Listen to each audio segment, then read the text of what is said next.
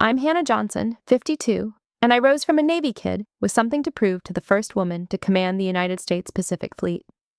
For years, I gave everything to the Navy and carried the dream my father never got to finish. But when the man who once helped delay my command stood on my own carrier bridge and told me I did not belong there, I made a choice that changed everything. Have you ever been underestimated, betrayed, or humiliated by someone you gave your best to? If so, tell me your story in the comments because you're not alone. Before I get into what happened, let me know where you're tuning in from. And if you've ever had to stand up for yourself after being wronged, hit that like button and subscribe for more true stories about setting boundaries and reclaiming your worth. What happened next might surprise you. My father became someone else when he put on his uniform. I noticed it at 6 years old, standing in a parking lot at Naval Air Station Oceana on a June morning that already had heat in it. He was getting out of the car in his dress whites, and my mother was leaning into the rearview mirror, adjusting his cover with both hands, murmuring something to him that I couldn't hear from the back seat. I was watching from behind them, the way children watch things they do not fully understand, but no matter. There was a ceremony across the tarmac, rows of men and women in white, a podium set up in front of a parked F-14, with its wings folded the way the aircraft rests when it has nowhere to be. I did not know what a change of command meant. I was 6, but I knew that my father stood differently in that parking lot than he stood in our kitchen. Something in him was straightened, sharper, like someone had adjusted a tension in him that ordinary life kept slackening. That was 1980. My father was Lieutenant Commander Thomas Johnson, United States Navy, age 35, with 16 years of service and a back that was already accumulating the kind of damage that would end his career 4 years later. My mother, Patricia, was 32. She taught 3rd grade, and she had her own quiet competence. And when she fixed my father's cover in the mirror that morning, she did it with the practiced precision of a woman who has done something so many times it has become its own form of love. I don't remember the words spoken at the ceremony. I remember the sound of the jets on the flight line and the way my father stood when he was in uniform, like someone had straightened something inside him that normal life bent out of shape. 4 years after that parking lot, in 1984, Thomas Johnson was medically retired from active duty. He was 40 years old, and he was a commander, 05, and the injury that ended his career was a spinal compression from a carrier-arrested landing, the kind of damage that accumulates over years of being caught by a wire at flying speed, the kind the Navy does not fix and does not apologize for. He packed his dress uniform into a garment bag on a Tuesday afternoon. He did it in the bedroom with the door most of the way open, methodically without ceremony. He set the bag on the top shelf of the closet and slid the closet door shut. I was standing in the hallway. I was 10 years old. He turned and saw me and said, "The Navy doesn't wait around for you, Hannah, and you don't get to wait around for it." My mother was quiet in a way she almost never was. The house was different after that, not worse, not broken, just quieter in a specific register. Thomas Johnson remained a good man, present, warm. He attended every school event and watched every football game and read every report card with genuine attention. But something that had animated him went still, and I was old enough to understand that the stillness was the shape of a loss he had not chosen. I did not cry in the hallway. I did not say anything. I just understood, in the particular way that 10-year-olds understand things they lack the language for, that the Navy was now mine to claim. He had loved it, and it had taken itself away from him. I was going to walk toward it until it was mine, or until it told me no with something it could put in writing.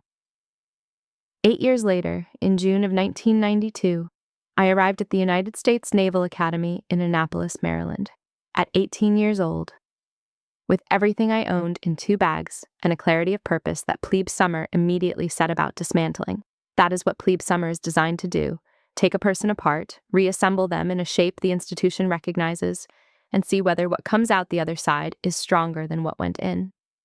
I was one of a small number of women in my class. This was not dramatized, not by the institution, not by the upperclassmen, not by me. It was simply the condition of things. Annapolis was designed to take me apart and put me back together, in a shape the Navy recognized, even while the Navy was still figuring out what to do with women like me.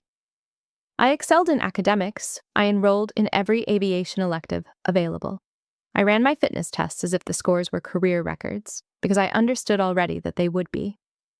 By my junior year in 1995, a visiting senior officer named James Crawford, '06, captain, 45 years old, a fleet aviator with the kind of record that speaks before the man does, noticed my aviation aptitude and my fitness scores during a professional development visit, and said something to me afterward that I have thought about regularly ever since. He said, "The Navy needs people who can fly and think at the same time. You appear to be one of them." He handed me his card. I kept it for 28 years. Elena Smith arrived as an incoming plebe in the summer of 1994, when I was a midshipman second class, 20 years old, and she was 17, born September of 1976 from San Diego. Small and fast and funnier than anyone expected. She wanted to fly. We recognized something in each other with the speed of people who are running the same interior race and have been running it long enough to spot another runner on sight. We became close in the way that only happens when two people are moving toward the same difficult thing from opposite angles of approach. Elena Smith became the person I would call for 32 years when something happened that I needed to think through out loud. That connection began in the summer heat of Annapolis and has never loosened. I graduated in June of 1996. I was commissioned an ensign, '01, and reported to Naval Air Station Pensacola for primary flight training. I was 21 years old, and I had been waiting for this since I was standing in a parking lot watching my father adjust his cover, and now I was in it, and the work of it was the most absorbing thing I had ever done. I was promoted to lieutenant junior grade in December of 1997, '02, right on the standard timeline. Wings came in October of 1999. Naval Aviator Wings, earned at Naval Air Station Meridian, followed immediately by carrier qualification aboard the USS Dwight D. Eisenhower. My first arrested carrier landing was in the dark. No audience, no speeches. The wire caught me. The aircraft went from flying speed to full stop in roughly 2 seconds. I sat in the cockpit afterward, engines still running, deck crew in yellow jerseys giving me the signal to taxi, and I did not feel triumphant. I felt calibrated. The first arrested landing is the one nobody forgets. Not because it is elegant, it is not, but because I realized the machine trusted me before the institution did. The jet did not care about my gender. Physics did not either. With wings came promotion to lieutenant, '03, and a designation as an FA-18C Hornet pilot. I reported to Strike Fighter Squadron 87 at Naval Air Station Oceana, the same flight line I had watched from a parking lot at age 6. I want you to understand that the weight of that was not lost on me, but I did not make anything of it. There was no time for sentiment. The squadron was deploying in 8 months, and I needed to be ready. Captain Crawford, Rear Admiral Crawford, now '08, by the time I pinned on my wings, sent a handwritten note to the squadron. "Outstanding. You'll fly these decks a long time." My commanding officer handed it to me in the passageway without comment. I folded it and put it in the inside pocket of my flight bag, where it stayed through 3 deployments and 2 squadron tours. My first fleet deployment was in 2000, aboard the USS Enterprise. September of 2001 arrived and everything changed. I flew combat air missions over the Arabian Gulf in support of Operation Enduring Freedom. I logged 43 combat sorties across 2 deployments. I earned an Air Medal with Combat 5, the distinguishing device for valor. By the end of the second deployment, my commanding officer had named me top stick in the squadron, the best pilot on the flight schedule, in the air and on the deck both. In the ready room there was ambient noise, offhand comments that were never formal, never written down, never subject to any proceeding. The sound of a wardroom still learning what to do with women in it. I absorbed it and filed it and focused on the flying because the flying was the record and the record was the only argument that mattered. In the air, none of it existed. The jet didn't know my name. The target didn't know my name. The wire on the deck didn't care.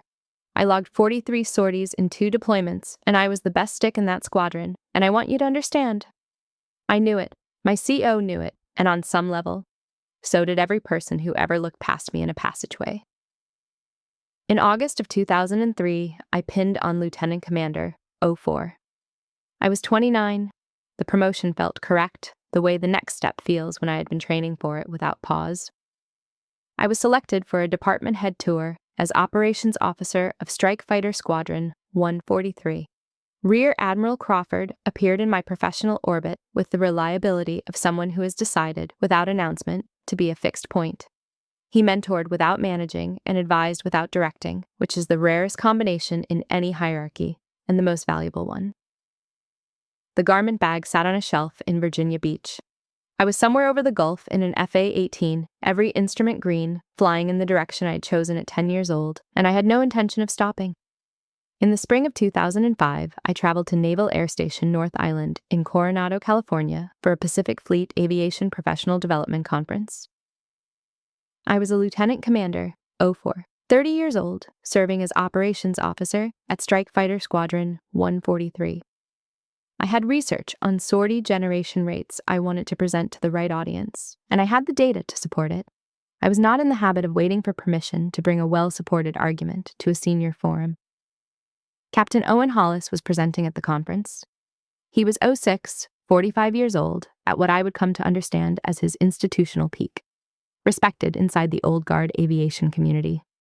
Comfortable in rooms like that one. The kind of officer whose confidence had never been separated from his authority long enough to test whether one required the other. He gave a competent presentation on fleet aviation readiness standards. Afterward, I introduced myself and mentioned my work on sortie generation rates. He looked at my ribbon rack. He took me in once. He said, "Good briefing points. Check with your department head before you bring those to a flag audience." I was the department head. I did not correct him. There was no calculation in that decision. It was simply the wrong moment for the right correction, and I have never spent energy on corrections that cost more than they return. He didn't know what I was. That was the tell. Any officer who'd read my file would have known. He hadn't. I noted the exchange the way I would note weather, filed it, moved on. I had no idea, standing in that conference room in Coronado, that Owen Hollis would become the fixed point around which the largest professional disruption of my career would eventually turn. I had no idea that 12 months later he would sit in a room and write something about me that I would not read for 13 years, and that reading it would confirm precisely what I had suspected from the quality of the way he looked at my ribbon rack and looked away. In March of 2006, I was promoted to Commander, 05, age 31. I was being considered for selection to command a strike fighter squadron, the CDR-level command billet that represents the central node of a naval aviator's career. The Command Selection Board convenes once a year. The record matters, combat experience, fitness reports, the testimony of commanding officers who had seen my work up close. My record was objectively strong. Air Medal with Combat VI, top 1% fitness reports across 4 tours. 43 combat sorties over 2 deployments. I was not in the room when the board deliberated. The convening authority was Rear Admiral Crawford, 08, age 56. Captain Owen Hollis, 06, 46 years old, was one of 7 board members. The convening authority sets parameters, but does not vote. I was not selected. Rear Admiral Crawford told me afterward, carefully and without naming names, that what had happened in that room was not about my record. He said, "I can't tell you what happened in that room, Hannah. What I can tell you is that what happened in that room wasn't about your record." I understood what that meant and what it did not mean. I thanked him and went back to work. I did not ask for the board file. I did not file a complaint. I had no evidence, only the logic of the situation and the memory of the conference in Coronado, and logic and memory are not evidence. I filed the non-selection in the same place I filed the comment about checking with my department head, and I moved. In 2007, I was assigned as Executive Officer of Strike Fighter Squadron 211 at Naval Air Station Oceana. Executive Officer is the step immediately below Commanding Officer, the standard preparatory billet. In 2008, on a subsequent board, I was selected. I took command of VFA 211. I led the squadron through 18 months of successful operations. The fitness report my strike group commander wrote at the end of that tour was the highest rated one he had produced in 3 years. I submitted for Air Wing Command. I got the command. 1 year later, on a different board, with different voices in the room. I want to be clear, I didn't get it because circumstances changed. I got it because I made it impossible to say no a second time. In February of 2010, I was promoted to Captain 06 and assumed command of Carrier Air Wing 11. The Air Wing completed its command tour with a deployment and metrics I am still proud of. In 2012, I completed the command tour and moved to the Pentagon, assigned as Deputy Director of the Air Warfare Division. Crawford retired as Vice Admiral that same year, 09, 3 stars, from Virginia Beach. He called on the day he handed over his last command and said, "The institution is better for what you've already done in it, and you're not done." In June of 2015, age 40, I was promoted to Rear Admiral Lower Half, 07, 1 star. A brief ceremony at the Pentagon. Crawford called from Virginia. "1 star. How many are you planning to stop at?" I said, "I haven't decided yet." I meant it literally. The work would tell me. Owen Hollis, in June of 2015, was still a captain. The gap was now real and documented, and I registered it with precision rather than satisfaction. Because precision is what I had spent 15 years building, and satisfaction without precision is just noise. In June of 2017, I was promoted to Rear Admiral Upper Half, 08, 2 stars, assigned as Deputy Commander, U.S. Fleet Forces. In 2018, I was reviewing a historical equity audit of command selection boards as part of a Secretary of the Navy diversity initiative. A staff officer brought me the 2006 board file. I read Hollis's annotation for the first time sitting alone in my office. Wardroom not ready for a woman aviator. Recommend deferral. I read it 3 times. I set the file on the corner of the desk. There's a particular kind of cold that came when I finally saw the thing I had suspected all along. Not heat, not anger, just the recognition that I was right, and that being right had cost me something real. I closed the file and continued the audit. Hollis was still a captain. He had been passed over for flag multiple times. I put the knowledge away and moved on. In June of 2020, I was promoted to Vice Admiral, 09, 3 stars, and assumed command of Naval Air Forces. In 2022, Owen Hollis, age 62, finally made Rear Admiral Lower Half, 07, his first flag. I was a 3 star. We were 2 grades apart, and the distance was not coincidental. It was the arithmetic of a career that had peaked when he wrote an annotation dismissing a wardroom for a woman who had already flown 43 combat missions in it. In January of 2025, I was confirmed by the Senate and promoted to Admiral, 010, 4 stars, as Commander, United States Pacific Fleet, the first woman to hold the post. Elena Smith, Captain, 06, age 48, pinned one of my stars. Crawford watched by video conference from Virginia Beach. In the spring of 2026, my staff circulated the RIMPAC 2026 Fleet Assignment roster. I scanned the names. Rear Admiral Owen Hollis, 08, 2 stars, recently upgraded from Lower Half the previous winter, was listed as Deputy Strike Group Commander, embarked aboard USS Theodore Roosevelt. I told my aide to confirm the assignment. It was confirmed. I made no comment. I closed the brief. I had 30 years in before I saw his name on a roster again. When I did, I didn't feel what I expected. I didn't feel anything particularly sharp. I felt the way I did when I saw bad weather on a radar return. Not afraid, not eager, just ready. The C-2A Greyhound is not a graceful aircraft. It was designed to move cargo and personnel from shore to a carrier deck, and it performs that function with the complete indifference of a machine that was never asked to be comfortable. The cargo bay is loud in a specific way, not sharp, not painful, just relentless. The sound of 2 turboprop engines running at cruise power, and it smells of JP5 and hydraulic fluid, and the particular staleness of any enclosed space that has been continuously occupied since the early 1980s. I have ridden cod hops since I was 23 years old, and they are all the same. The noise and the smell and the webbing seats and the sensation that I was in a very large metal cabinet, being relocated from one address to another. I boarded at Naval Air Station North Island on a morning in May of 2026. I was 51 years old, Commander of the United States Pacific Fleet, 4 stars. I was wearing a working flight jacket, standard issue, zipped to my chin. My collar tabs were not visible. I had told my aide that I would travel without an entourage and without advance coordination to the ship because I have always believed in arriving to read a room before the room knows it is being read. I have done this for 30 years. It has never stopped being useful. The jump seat I took in the cargo bay put me next to two junior officers, a lieutenant and a lieutenant junior grade, who did not recognize me.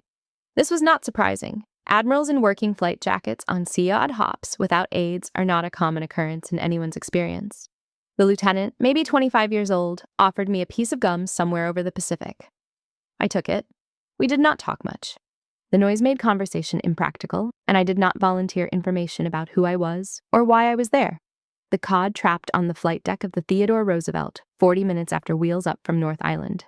Arrested landing, full stop, 0 to flight deck in 2 seconds, as familiar as breathing after 27 years of watching and executing it. The hatch opened on organized chaos, aircraft in the cycle, flight deck crew in color-coded jerseys moving with the practiced speed of people whose environment will kill them if they lose focus for 30 seconds. I have been watching flight deck operations since I was a lieutenant, and the efficiency of it still commands my full attention every time. I followed Lieutenant Marcus Webb, age 27, who met me at the hatch with the efficient politeness of a junior officer who has been told to escort a visitor and has not been told who the visitor is. He guided me through the island and toward the flag bridge.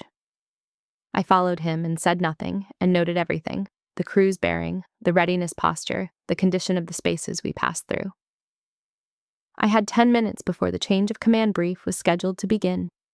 I entered the flag bridge through the aft hatch and positioned myself at the back of the compartment.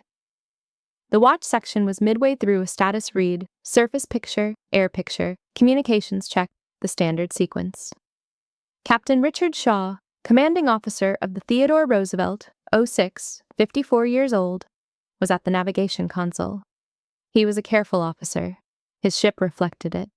I had reviewed his fitness reports before flying out, and they were consistently strong. The kind of record that speaks to a man who sets a professional tone and holds it regardless of the weather. Rear Admiral Owen Hollis was standing at the chart table on the forward side of the compartment. 2 stars, 08, 66 years old, Deputy Strike Group Commander, 4 months into the assignment. He was working through a surface picture with 2 staff officers, his back partially toward me when I entered. I stood at the back of the compartment and waited. Shaw noticed me first. I watched his eyes move to my face, then drop to my collar, still zipped, and something shifted in his expression.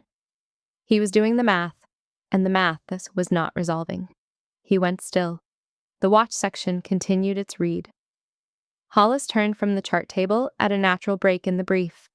He saw a woman in a working flight jacket at the back of his bridge. He made his assessment in approximately 2 seconds. He raised his voice across the compartment so that every person present heard it without ambiguity. "This is no place for a woman. I don't care who sent you. Get off my bridge." The status read stopped. Lieutenant Webb froze mid-step. Captain Shaw went pale in the particular way that experienced officers go pale when something has been said that will require a report. Nobody spoke. The compartment held its breath. Before I could speak, and I was not rushing to speak, the secure radio crackled. The radio man picked it up and immediately extended the handset toward Hollis. The voice on the line was the Pacific Fleet duty officer at Pearl Harbor. "This is Pac Fleet. Put Admiral Johnson on. She's assuming tactical command of the strike group in 5 minutes. Hollis stood with the handset.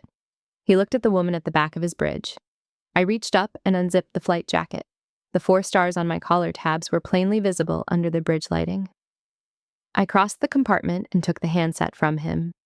He had held the handset in front of me like a man who had just understood something he could not unlearn. I confirmed my arrival to the Pearl Harbor duty officer, returned the handset to the radio man, and moved to the flag chair. I sat down. Shaw, recovered in the manner of a professional who is trained for unexpected situations, began the formal change of command brief. Hollis moved to the port side of the compartment. He stood rigid, hands clasped behind his back. He did not sit. I ran the brief the way I have run every brief for 30 years: order of battle, threat posture, exercise parameters, communications protocols. I asked 2 precise questions about the surface picture. I noted a positioning decision I wanted adjusted by 0800 the following morning. My voice was level, and my pace was steady, and my tone was identical to every brief I have run since I was a lieutenant commander at Oceana. I did not look at Hollis longer than I would look at any other officer in the room. At the close of the brief, I said, "Captain Shaw, well-maintained ship." Hollis rendered his salute with a hand that would not stop trembling. I returned it precisely and without comment. Outside the flag bridge windows, the Pacific spread gray and enormous in every direction, and it was mine to command. 3 days after RIMPAC began, I was at my desk in the Pacific Fleet headquarters at Pearl Harbor, working through strike group operational reports and a logistics review that had been waiting since I flew out to the Roosevelt. The harbor was visible through my window, flat and metallic in the afternoon light. I was working in sequence when Elena Smith walked into my office without knocking. She has always had that standing permission. I gave it to her in 2003 when I realized that the only person I consistently wanted to think out loud with was also the person most likely to tell me exactly what I needed to hear without making a ceremony of it. She closed the door behind her. She was in her service khakis, captain's eagles on her collar, and the expression she has when she already knows the shape of a situation and has come to find out what I am going to do about it. She sat down without being invited and said, "Shaw's report is filed. 3 people on that bridge gave statements. Whatever you want to do with it, it's there." I said, "I know," she said. "And what do you want to do with it?" I said, "I'm thinking." Elena has known me since she was 17 years old. She did not push. She sat with me in the particular quality of quiet that we have built over 32 years of friendship, which is different from ordinary quiet. It has weight and patience and no expectation. We talked for 20 minutes about things that had nothing directly to do with the flag bridge, which was in its way exactly what I needed. She left and I went back to the reports. After she was gone, I pulled Hollis's full career file, standard practice for senior officers under my command. I reviewed his fitness reports, going back 15 years. He was a good officer, an adequate operator, never below average in any rated category, never remarkable in any rated category. A career constructed from competence and longevity and the accumulated benefit of being present in the right spaces at the right times. I reached the 2006 Command Selection Board records. I had read the annotation before, in 2018 during the equity audit. Reading it now was different in a way I had not anticipated and will not overdramatize. Wardroom not ready for a woman aviator. Recommend deferral. I set the file in the corner of the desk and looked at Pearl Harbor for a long time. The harbor is specific at that hour of the afternoon. The light comes at an angle that makes the water look metallic, and Ford Island sits in the middle distance like something that has always been there. I did the arithmetic I had been avoiding for 8 years, and the year of delay to my first command, the gap between the 2006 non-select and the 2008 command tour, had cost me a specific deployment cycle, a deployment I would have led. The sequence of command tours that built toward flag took 1 additional year because of a board notation written by a man who was now my subordinate by 2 grades and who had never, in the conference in Coronado, taken 30 seconds to read my file. It wasn't anger. I want to be honest about that. What I felt when I read it the second time in that context, at that desk, was something closer to the specific tiredness that comes from carrying a weight for so long that I had stopped noticing it. Then I set it down, and the absence was louder than the weight ever had been. I closed the file. I returned to the operational reports. My birthday fell on June 15th.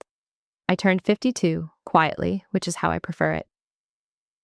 Elena brought takeout to my quarters that evening. Crawford called from Virginia Beach, brief and warm. He said, "Good year?"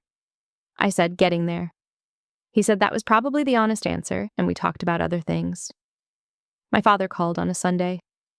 Thomas Johnson was 81 years old, still in Virginia Beach, still watching football and following the Navy's budget debates with more interest than most retired commanders I've known. He asked how the Pacific was treating me. I said fine, he said. "Good. You earned every inch of it, Hannah." I did not tell him about the flag bridge incident, not to protect him from it, and not because I was ashamed of any part of it. I had already placed it where it belonged, in the file of things that happened and then became part of the record. My father never knew the shape of what I fought through to get there. I never needed him to. What he gave me at age 10, when he packed that uniform away, was enough. It was always enough. 2 weeks into RIMPAC, I boarded a P-8 for Washington, scheduled for a brief with the Secretary of Defense. I had a legal pad on the tray table, and I was not writing on it. I was working through my options regarding Hollis, applying the same analytical methodology I would apply to any tactical problem with multiple viable courses of action. I ran through the list: JAG referral, formal inspector general complaint, quiet reassignment, direct counseling on record. I held each one up and examined it.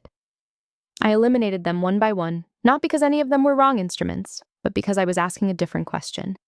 I was asking what served the institution and what served the junior officers on that bridge, particularly the ones who had watched it happen and were now figuring out what it meant about the Navy they were serving in. Lieutenant Marcus Webb had been 27 years old. He had frozen mid-step. He had seen everything. What those officers needed was not a proceeding. What they needed was to watch a 4-star admiral take the flag chair and run a clean brief as if the incident had been, in the scale of things, a momentary disruption rather than a defining event. That was already done. By the time the aircraft descended toward Andrews, I had the answer. There are two kinds of accountability: the kind that lives in a file and the kind that lives in a room. What happened on that bridge was already in the room. My job was to ensure it remained there, visible, on record, consequential, without allowing it to become the organizing story of my command. I had a fleet to run. The fleet was the story. In July of 2026, I chaired a RIMPAC after-action review at Pacific Fleet Headquarters.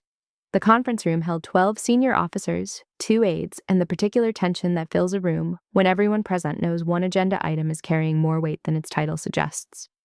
We worked through exercise metrics, interoperability assessments, readiness data from 32 participating nations, communications protocol performance across 4 fleet types. It was the kind of meeting that would have been unremarkable in any other year. The metrics were good. The exercise had performed at or above every benchmark.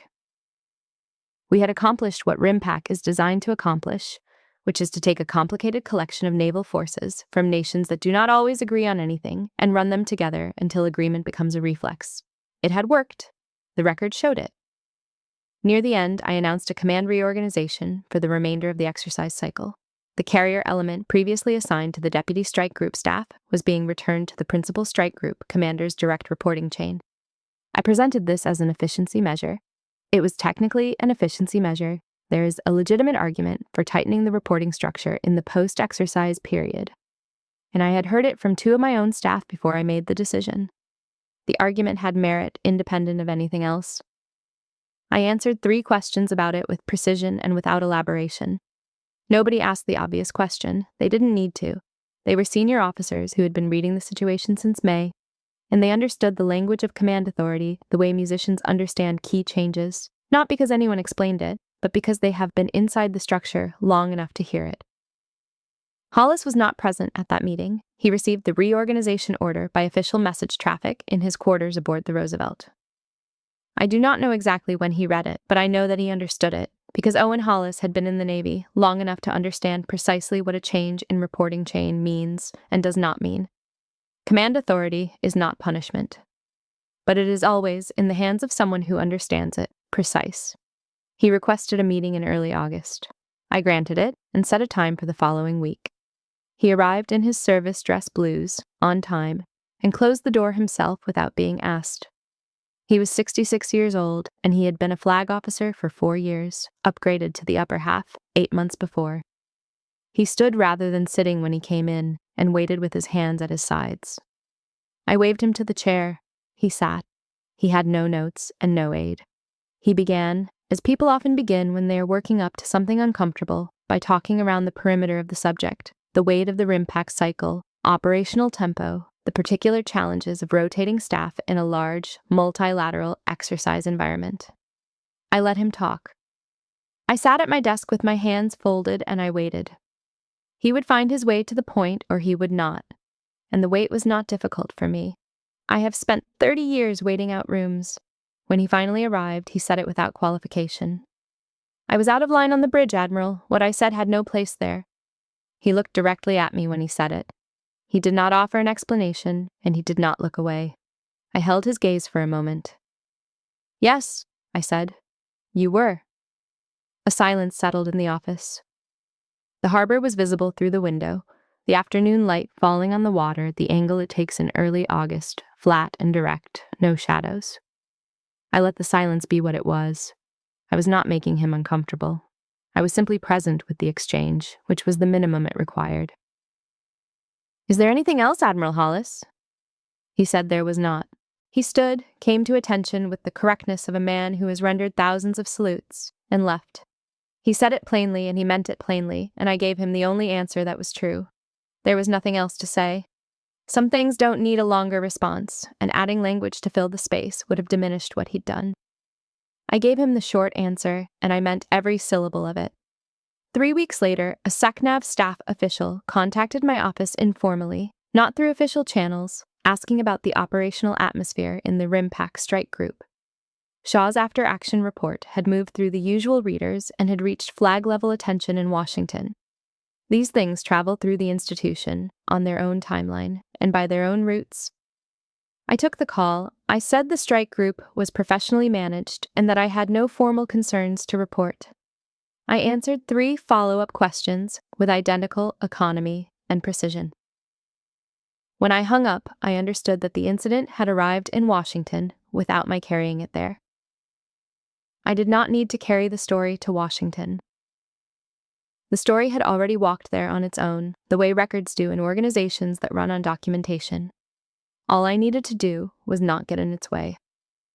That evening, I was in my office after the brief cycle, working through a logistics review and a readiness report that needed my signature before the end of the week when Hollis's vehicle left the base. I did not watch from the window. I had work to do, and I did it. There was no particular feeling attached to his departure from the gate. There was simply the work in front of me, which is what there has always been. The gate guard waved my car through the Pearl Harbor checkpoint at the close of the working day, and the gate closed behind me, precise and final in the deepening Hawaiian dark. By September of 2026, the active turbulence had settled into the background hum of a fleet running well, which is the sound I prefer above all others. The after-action from RIMPAC was filed. The exercise metrics were archived. Hollis was in his billet and professionally correct in every formal exchange and increasingly peripheral in the informal ones, which is how institutional reckoning tends to work when the source of it has been publicly discredited in a way that cannot be walked back or explained away. I returned to the Theodore Roosevelt in September for a final RIMPAC closeout walkthrough. I do this at every major exercise closeout, carrier to destroyer, 2 days aboard, the kind of assessment that reads a fleet in its working state rather than its formal state. A ship during a formal inspection is always its best self. The ship I walk at 0600 on a Tuesday when the flight schedule is running and nobody knew I was coming. That is the real ship. I walked spaces and talked to crew at their duty stations and ate in the enlisted mess alongside 30 sailors who ranged from 20 years old to 35 and were performing the unglamorous work that keeps a carrier operating. I ran a department head forum that covered 7 agenda items in 50 minutes. I looked at the spaces and the people and the operational posture, and what I found was a well-run ship whose crew knew their jobs and did them without ceremony. I noticed the staff dynamic without needing to be told what it meant. Junior officers who had previously routed requests through Hollis's office were routing around him now, going directly to the strike group commander's chief of staff. Nobody had instructed them to do this. There had been no memo, no directive, no subtle signal from anyone in the reporting chain. They were doing it because they were smart and they could read a room, and smart people in institutions route around disruptions the way water routes around an obstruction, not with drama, just with the steady pressure of finding the path that moves forward without impediment. Hollis was present, professional, and correct in every formal exchange I observed. He briefed in the department head forum without error.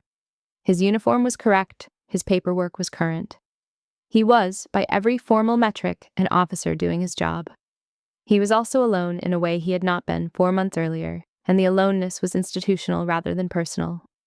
That distinction matters more than it might appear to. Personal isolation, the kind that comes from conflict or misunderstanding, is something a person can work through with time and effort. Institutional isolation is the record speaking. It settles around a person, not because anyone decided it should, but because the room has already made its calculation, and the calculation has been communicated in the direction of every chair in the space. I've watched institutional weight redistribute itself enough times to know what it looks like. Nobody announces it. Nobody declares anything. The chairs just start pointing a different direction. In October of 2026, Lieutenant Marcus Webb submitted a formal, factual account to Captain Shaw documenting what he had observed on the flag bridge in May. He filed it not as a complaint, but as a witness statement for standing after action requirements. He was 27 years old, and he had understood, without instruction and without prompting, what the documentation of that moment required of him and of the record. Shaw logged it in the appropriate file. Webb's written account, as read back to me by my aide. At approximately 13:47 on the date in question, Rear Admiral Hollis addressed an unidentified female officer in the flag bridge compartment and stated, "This is no place for a woman. I don't care who sent you." The officer was subsequently identified as Admiral Johnson, Commander, U.S. Pacific Fleet. Clear, specific, accurate. The kind of witness statement that institutional records are built from. A separate officer, a female lieutenant on the logistics staff, name not entered into this record, at her request, reported informally through my aide that Hollis had made a dismissive comment to her in a passageway 2 weeks prior. "This isn't really your lane." She had not filed it formally. I recorded it in a memorandum that I did not circulate. I held it in the same place I have held other pieces of information over the years, not as a weapon, not as a grievance, but as part of the complete picture that a commanding officer is obligated to maintain. I met with Vice Admiral Thomas Ellison in October, 09. 3 stars, 55 years old, Strike Group Commander, Hollis's direct superior in the chain. He was a careful and straightforward officer who had come up through surface warfare and earned his stars the conventional way. I briefed him factually, the flag bridge incident in May, Webb's witness account, the informal report from the logistics officer. I was not requesting formal action. I was briefing him because he was responsible for Hollis's command climate, and he was entitled to have the complete picture that his chain required. I said, "I'm not requesting an action, Tom. I'm briefing you because Hollis is your deputy, and this is your chain. What you do with it is your call."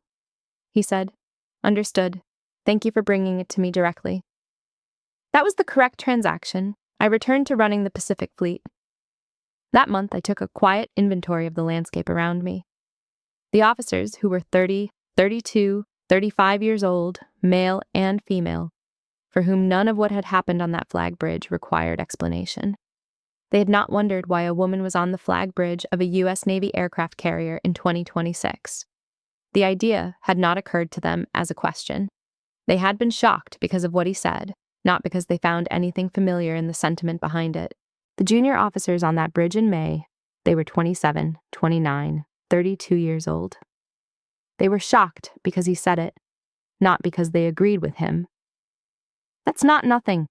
That's everything. The Navy I was commanding was not the Navy Owen Hollis had been trained in.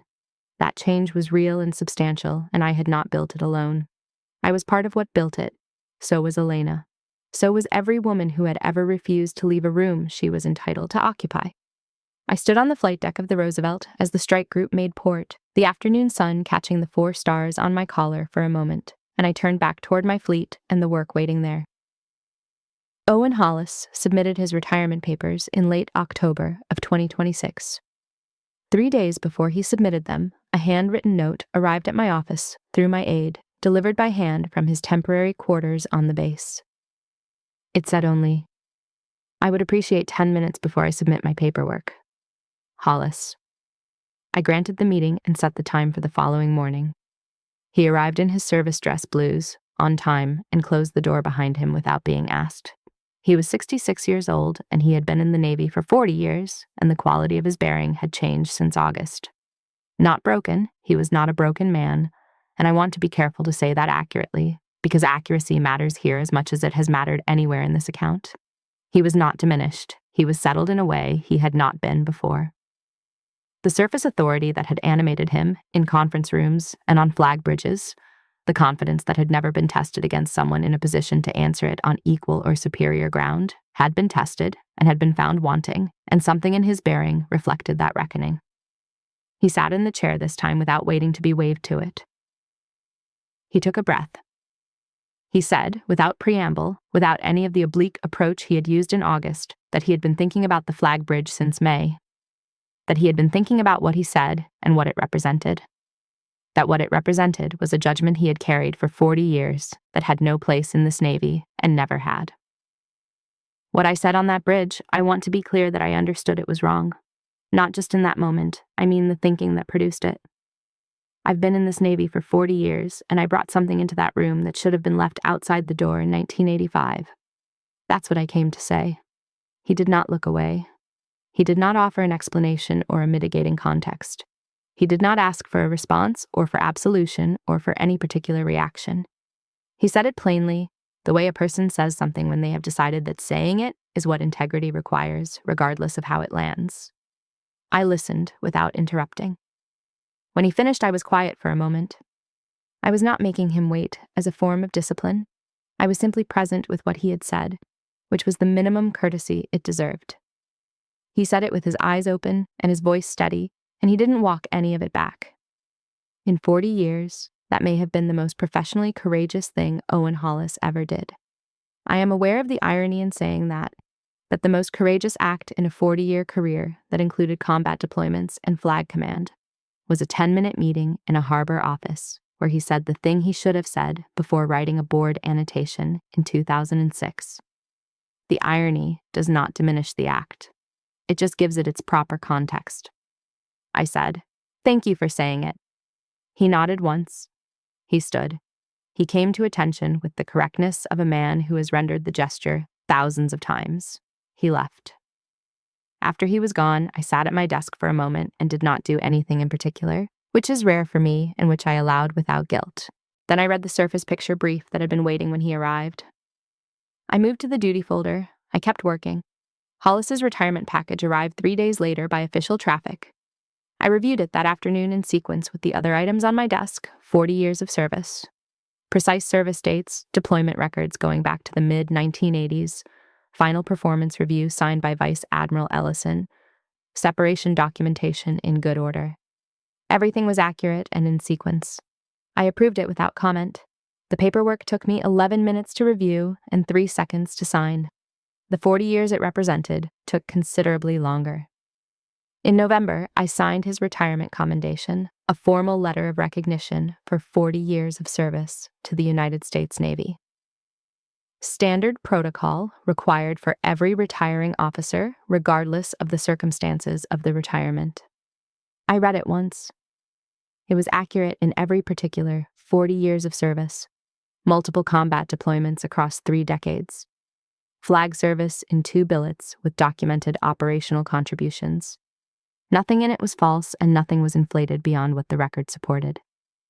I signed it with the Mont Blanc pen that has lived on my desk since I made Rear Admiral lower half in 2015.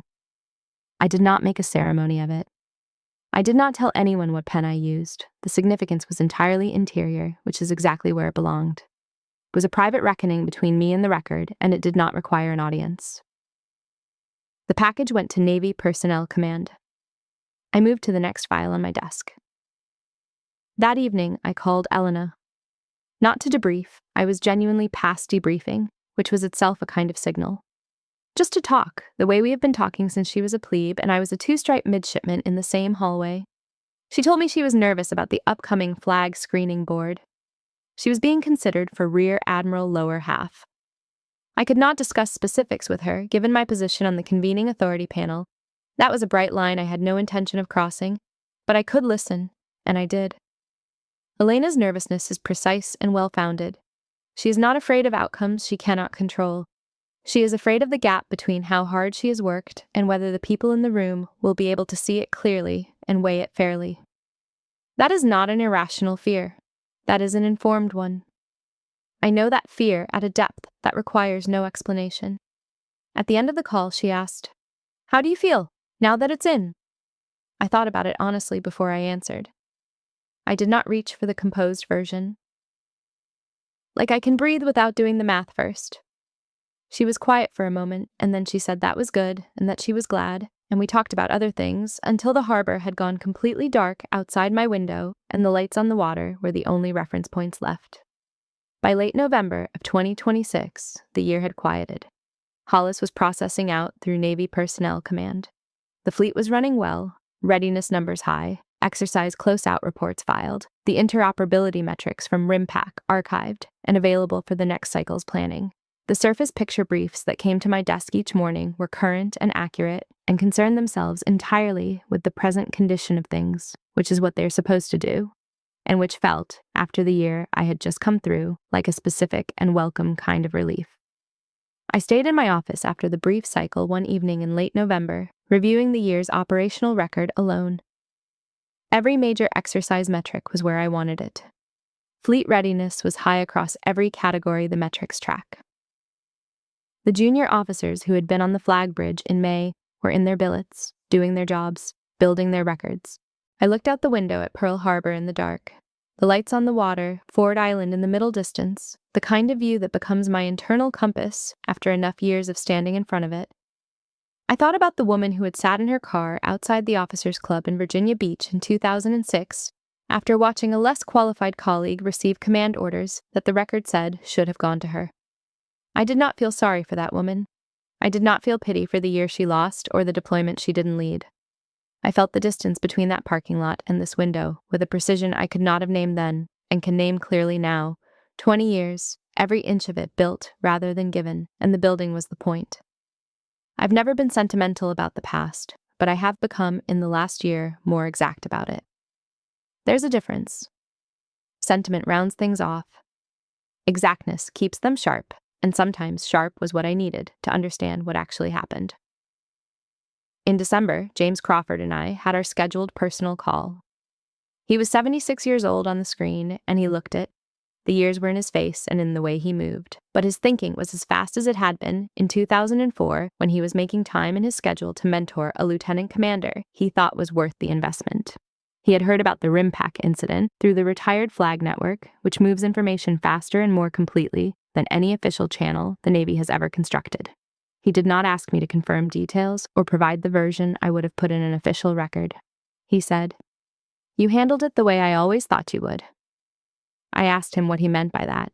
He said, like someone who didn't need the room to know they were right. I sat with that for a moment. Then I said, "I learned from someone." He laughed, which is rare for him and therefore precise. He does not laugh at things that don't earn it, which means when he laughs, I know something has landed squarely. We finished the call and I sat quietly with what he had said, letting it settle in the office before I moved to the next item. That same month, Elena was in Pearl for the holiday period, on pre-board leave ahead of her Rear Admiral lower half screening. She and I walked the waterfront one evening without aides or uniforms, two women who had known each other since one was 17 and the other was 20, moving along a harbor that had been a fixed point in both our careers for 3 decades.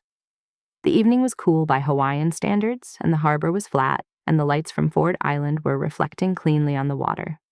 She talked about what she was nervous about, the board, the other candidates, the variables she could not control. She had done everything the career path required, at a level of quality that was documented and consistent and impossible to misread. What she was afraid of was not the record. The record was sound. She was afraid of the room. I understood that fear better than almost anyone else she could have asked, and I told her so. At a certain point, she stopped walking and turned to look at me and said, "Was it worth it? All of it. Be honest." She was asking as someone who was about to commit to the same path and needed the truth, not the version I might give a stranger. So I gave her the truth, but I want you to hear it too. Yes. Not because any of it was easy, and not because the people who tried to stop me were worth the years I spent navigating around them. Yes, because the work itself was worth it. Because the fleet was worth it. Because every junior officer who went home from that flag bridge in May, having watched a 4-star admiral sit down in the chair and run a clean brief without flinching, that was worth it. Because Elena Smith was standing next to me on a waterfront in Pearl Harbor, 49 years old, about to become a flag officer, and some part of the road she had traveled was passable because I had refused to abandon it when it was difficult. That is the only honest answer I have to offer. I flew back to Pearl from Guam in mid-December on a scheduled government flight. A SecDef brief behind me and a week of fleet reports ahead. The aircraft was a P-8 on a routine transit. Not my aircraft, just the available one, and the cargo bay was quiet enough that I could hear myself think without effort. The legal pad was open on the tray table, but I still had not written a word. I was thinking about what I had said to Elena on the waterfront and about the question underneath it. The one I had not asked myself in 30 years, because there had always been something more urgent, demanding attention. What did I still owe myself? Not the institution, not the rank, not the 4 stars, or the command or the record that had been built through extraordinary effort over an extraordinary amount of time. Myself, the woman who watched her father fold his uniform at 10 years old and decided, without words for it yet, that the Navy was hers to claim. It occurred to me, somewhere over the Pacific at about 35,000 feet, that I had spent 30 years flying towards something. I had gotten there. And somewhere in the relief of that landing, I realized I hadn't yet asked myself what I'd been flying away from. The question didn't resolve itself on that flight. It wasn't the kind of question that resolves in a cargo bay at 35,000 feet on a Tuesday evening. But I stopped pushing it aside, which was new. I recognized that the stopping was itself a kind of answer, that giving the question room was what the next chapter required. I left the legal pad open. The runway at Pearl was below me in 20 minutes, and there was work to do, and I was ready for it. It does not happen all at once. There is no morning that announces itself as the morning the weight lifted, because the weight does not lift in a morning. What happened instead was smaller and more durable. I noticed several weeks running that I had slept through the night. I noticed that the book on my nightstand, the one I had been navigating around for 2 years, stacking things on top of in the dark, too busy for the luxury of sustained reading, was open and had a bookmark in it that had moved. I noticed that when my father called on Sunday and asked how I was, I said fine, and meant it without any arithmetic running underneath the word. The flag bridge in May, the annotation read for the 2nd time in September, the retirement signed in November, none of those were the exhale. They were components of it. The exhale is quieter than any of those things. It is Tuesday afternoon and a cup of coffee and the Pacific outside the window, and 20 minutes when nobody needs anything, and I sit with that without manufacturing an urgency to fill it. In early December, I sat at my desk and read a chapter of a book before the brief cycle began. The book was a history of trans-Pacific naval operations, not entirely recreational, but I was reading it because I wanted to, not because it was preparation for anything. My aide arrived at 0630 with the morning summary and set it on the corner of the desk. She took a half step back, and something in her posture was lighter than it had been 3 months earlier. Neither of us commented on it. She left. I finished the chapter. I went to work. That sounds like nothing. I want you to understand that it was everything. My father called on a Sunday in December. Thomas Johnson, 81 years old, Virginia Beach, still watching football, with the commitment of a man who has decided how he wants to spend his Sunday afternoons and has been right about it for 40 years. We talked about his week, his health, a documentary Patricia had made him watch about Pacific coral reefs that he had expected to find dull and had instead found genuinely absorbing. I told him the fleet was running well. He said, "You sound different." I said, "Different how?" He considered it, then, "Less like you're bracing for something." I laughed. A real one, not the professional variety, not the kind that says I appreciate the observation, and now let us proceed. My father has been listening to the brace in my voice since I was 18 years old, calling him from a payphone in Bancroft Hall. He learned its sound the way people learn the sounds of the people they love, without trying and without forgetting. The fact that it was gone, that he could hear its absence across a phone line, was the closest thing I've had to a report card on myself that actually mattered. Elena Smith was selected for Rear Admiral Lower Half in December. I received the notification through official channels before she did. I called her myself. It was slightly irregular for someone in my position relative to the board process, but the notification window was mine to manage, and I used the first 4 minutes of it to do the thing the moment required. She was quiet when I told her, a long moment of quiet, and then she was not quiet at all. And I listened to Elena Smith be exactly as unprofessionally joyful as the moment deserved. She asked, "How long have you known?" I said, "About 4 minutes." After the call, I sat at my desk for a few minutes in the quiet knowledge of what the news meant. Elena Smith was going to be a flag officer. She had earned every fraction of it with the same rigor and commitment she had brought to every assignment since she graduated from Annapolis. I had not made her career, but I had refused to disappear from the spaces where people like her needed to see that the path was real and walkable. That is how institutions change. Not through declarations, through presence, through showing up and staying and building a record that is too clear and too consistent to be set aside on a second board. Late in December, I stood at my window at the end of a working day. The same window, the same harbor, the same Ford Island in the middle distance. The water was flat. The light was going. I had a fleet and a desk and a book on my nightstand. I had Elena on a flag track and Crawford on a video conference line, and 30 years of record that nobody could refile. The thought that surfaced, standing at that window in the quiet December evening, was not triumphant. It was simpler than that. I didn't just outlast the thing that tried to stop me. I walked toward myself the whole time.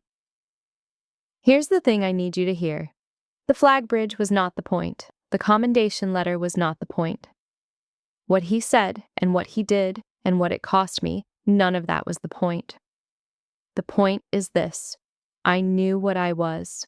I knew it at 10, watching my father fold his uniform. I knew it at 25, when the wire caught me on the deck of the Eisenhower. I knew it at 32, when they told me no. I never stopped knowing it. And if there's anyone listening to this who is being told right now, today, that a room isn't ready for you, I want you to hear me clearly. The room is not the authority on that question. You are. I turned from the window. I picked up the book, the Trans-Pacific Naval History, the one I'd started twice and abandoned twice and finally finished. I set it on the shelf. I picked up the next one. I sat back down at my desk, and I got to work. I spent years proving I belonged in rooms that were never ready for me, and in the end, I learned that my worth was never theirs to approve. Have you ever had to keep going when someone tried to shut you out? Did you choose silence, distance, or finally speaking up? Share your story in the comments. And if this reminded you of your own fight to be respected, like this video and subscribe for more stories about courage, boundaries, and taking your power back.